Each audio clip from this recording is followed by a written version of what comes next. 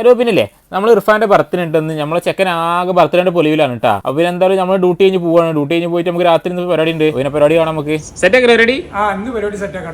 രാത്രി വന്നാ വിളിക്കട്ടാ. അങ്ങനെ ഡ്യൂട്ടി കഴിഞ്ഞ് വന്ന് വിളിക്കാനൊക്കെ പറഞ്ഞ് നമ്മൾ നേരെ റൂമിലേക്ക് എത്തിക്കണം. റൂമിലെത്തി നമ്മൾ പരിപാടികൾ കഴിഞ്ഞപ്പോൾ മുബാറക്ക് മെസ്സ് ഉണ്ടാക്കുന്നത്. മുബാറക്ക് മെസ്സ് ഉണ്ടാക്കും. മുബാറക്കിനോട് കാര്യങ്ങളൊക്കെ പറഞ്ഞ് രാത്രി പരിപാടിയൊക്കെ ഉണ്ട് തന്നെ മുബാറക്ക് സെറ്റ് ആക്കാന്ന് പറഞ്ഞ്. മുബാറക്ക് രാത്രി സെറ്റ് അല്ലേ? സെറ്റല്ലേ?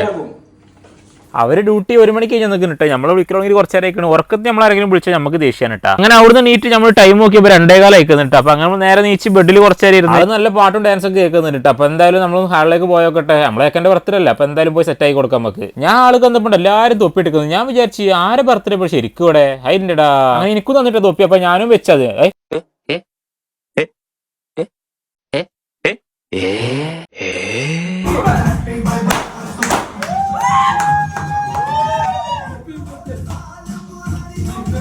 അങ്ങനെ കേക്ക് കട്ടിങ് ഒക്കെ കഴിഞ്ഞ് ചെക്കനക്ക് എന്തായാലും ഫഹദ് ഫാസിലെ മുറിച്ച് അതുമായിട്ട് കത്തി തന്നെ വേണമെന്ന് പറഞ്ഞെടുത്ത കത്തിയാണത്.